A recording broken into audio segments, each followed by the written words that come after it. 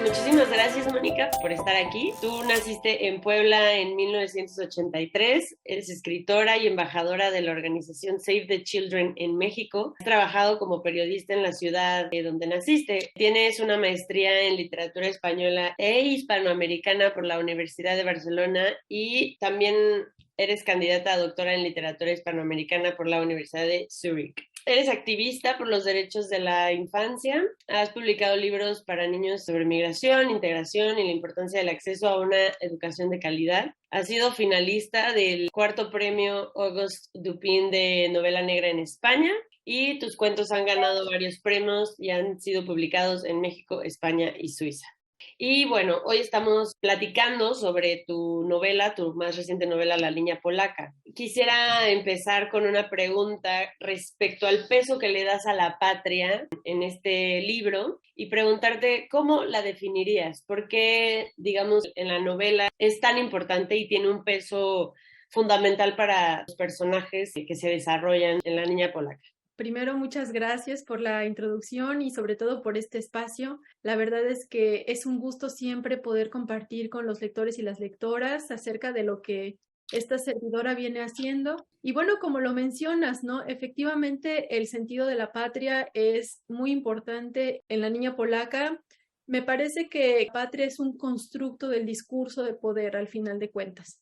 Es decir, normalmente son estas construcciones y estos discursos lo que define a una persona como polaca, como mexicana. ¿Qué es lo polaco? ¿Qué es lo mexicano? Evidentemente existen diferencias, sin embargo, no debería ser un problema que existieran. Y a lo largo de la historia nos hemos dado cuenta de que pues efectivamente las diferencias tanto raciales como de género, como sexuales, por ejemplo, pues han generado más poder entre los poderosos y bueno, las personas que están sometidas, al final de cuentas, pues a lo único que están siendo sometidas es a estos discursos, ¿no? Que lo único que provocan, pues de pronto son discursos de odio, crímenes, como lo que estamos viendo que ocurrió en La Niña Polaca. Hablando precisamente de este personaje principal, ¿no? De Anya, está basado en una persona real. ¿Por qué decidiste contar esta historia mediante una ficción, digamos? Es decir, ¿por qué ficcionalizar algo que es tan importante en el curso de la historia, ¿no? Toda literatura es ficción, incluso la biografía, la autobiografía, son, digamos, géneros un poquito tramposos, ¿no? Sin demeritar el trabajo que hacen. Yo misma he hecho biografía en algún momento y me he dado cuenta que siempre hay construcciones discursivas ficticias dentro de lo que uno piensa que es la realidad. El libro se construyó a base de muchas piezas de realidad, de entrevistas que yo hice a los sobrevivientes. Como bien lo mencionas, Anya está basado en una mujer que vive en León, con quien tuve este primer contacto y bueno, pues que me compartió su historia y yo lo asumí de verdad como una responsabilidad, porque a mí me parecía increíble que un fragmento de la historia tan conectado con México durante la Segunda Guerra Mundial estuviera literalmente enterrado en la nieve. Entonces, no únicamente fui yo, fuimos muchos los que rescatamos esos fragmentos. Y bueno, pues una ficción finalmente me permitía a mí brindarle voz a todas las personas que me regalaron su testimonio. Entonces, digamos que son piezas, son muchas piezas. De León a Varsovia fui recuperando. Y bueno, pues al final de cuentas a mí me importaba que fuera una niña la protagonista, pues para rendir tributo a esta mujer que me dio por primera vez su testimonio y también porque creo que en las guerras, incluso cuando no la hay, las niñas son las más vulnerables de los vulnerables. Por eso me importaba que fuera una niña. Esto te permite también un poco como entretejer el activismo que haces con tu literatura, ¿no? Quisiera preguntarte cómo ha sido eso, en dónde has encontrado esos puntos en común entre tu activismo y sobre todo siendo parte de esta organización Save the Children y este tipo de literatura que tú haces. Fíjate que es bien interesante porque yo no había reflexionado respecto a esta vinculación que existía entre mi interés por los derechos de la infancia con la literatura que hago. Gracioso porque, vaya, es muy claro, ¿no? Pero estando dentro y estando de este lado, la verdad es que no lo veía. Sin embargo, me di cuenta que pues sí, justo en todos los libros que he escrito, incluso una novela negra, la que comentábamos al comienzo de la entrevista, Lobo, que se publicó hace un par de meses, que pudiera parecer que no tiene nada que ver con la niña polaca y con la novela histórica, con que el protagonista también es un niño que entra al mundo del boxeo a través del crimen. Entonces, creo que esta necesidad de visibilizar los problemas de las diversas infancias, y digo diversas porque eso es lo que son, hay muchos tipos de infancia y muchas problemáticas en nuestro país, pues es lo que ha motivado de manera, te puedo decir que hasta inconsciente, a seguir trabajando, pues en ese sentido, escribiendo. Creo que la literatura puede tener una causa social y bueno, pues es lo que hago a través de Save the Children, escribir historias para los niños y las niñas, que bueno, pues sin afán de adoctrinar ni de enseñar nada, pero que sí les motiven y los alienten y les enseñen, ¿no? Que más allá de sus realidades hay otras. Y qué labor tan, o sea, tan difícil, pero también tan gratificante, o sea, yo me puedo imaginar, ¿no? O sea, que es parte como de, pues también darle a otras infancias la oportunidad de creer en otros mundos muchísimo más amables y menos hostiles, ¿no? La siguiente pregunta, me regreso, digamos, como a México tal cual, porque las ficciones históricas de este país se suelen enfocar en héroes nacionales, etapas por muchos ya conocidas, tal vez gastadas, ¿no? De son la independencia, la revolución, cosas así. Y me llamó mucho la atención que tú exploras, digamos, un tema muy poco hablado aquí en México, ¿no? O sea, ¿cómo fue o qué te llevó a enfocarte en el Gulag soviético? Más bien, ¿cómo fue ese proceso de encontrar esa historia?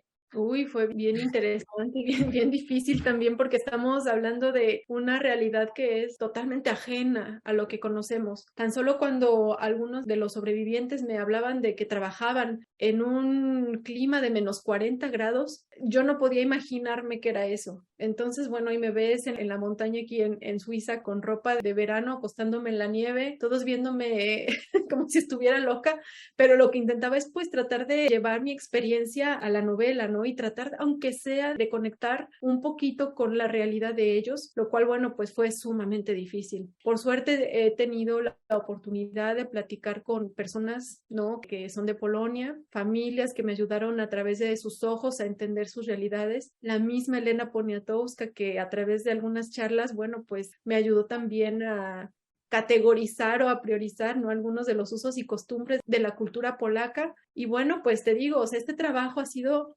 me atrevo a decir, colectivo, y ha sido un trabajo de recuperación de un fragmento perdido en la historia. Normalmente cuando hablamos de Segunda Guerra Mundial, el foco está muy dirigido a los nazis y está muy dirigido a lo que ocurrió con los judíos en los campos de concentración. Y este libro no trata de decir, bueno, aquí hubo cosas peores. O sea, yo creo que todo fue desastroso, todo fue terrible, y esa discusión al final es innecesaria. Pero sí era importante que llegando a mis manos este primer testimonio y empezando a hacer investigación, vaya, tenía yo un gran compromiso, ¿no? Y entonces, pues fue justo eso lo que me llevó a seguir durante 7 años, pues trabajando en este proyecto. Y se nota, ¿no? O sea, creo que hay una prosa muy bien cuidada, muy bien estudiada, lo cual me hace preguntarme como, eres escritora, eres activista, pero también has estudiado un doctorado y has estado muy de cerca de la academia. ¿Tú crees que de alguna forma esta formación ha influenciado tu escritura o de qué forma has compaginado tu escritura con la academia? Uy, ha sido sumamente importante.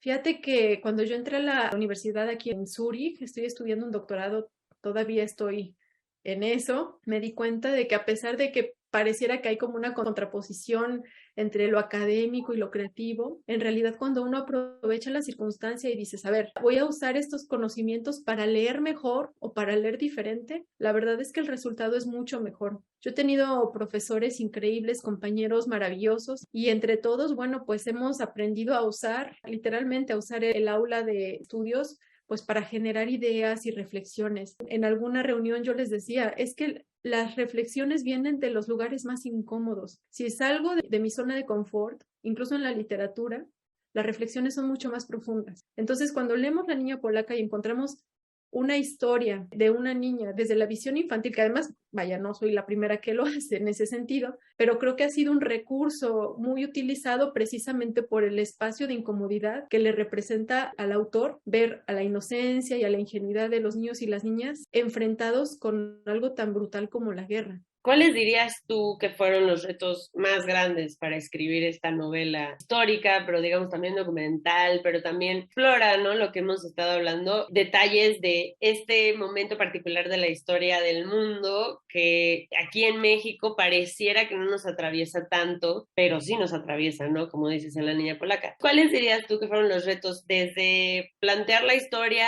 hasta el desarrollo de los personajes? Yo creo que la contextualización fue lo más difícil. Tuve que viajar mucho para entender cómo piensan los polacos. Y hablo de los polacos y me choquea un poco hablar así porque es como si estuviera yo como separando unos de otros. Pero bueno, entender su cultura, entender sus usos y costumbres y tratar un poquito de trasladarme, ¿no? A lo que era además el campo, ¿no? La zona oriental, que es diferente a la zona occidental, entender un poco más también el sistema estalinista, ¿no? Que yo no sé y quizás a mí me enseñaron muy mal la historia, perdonen mis maestros de primaria, pero yo entendía y así crecí pensando que los rusos eran los grandes héroes que habían ayudado a la liberación y por supuesto, vaya, esa parte no está, digamos, mal contada.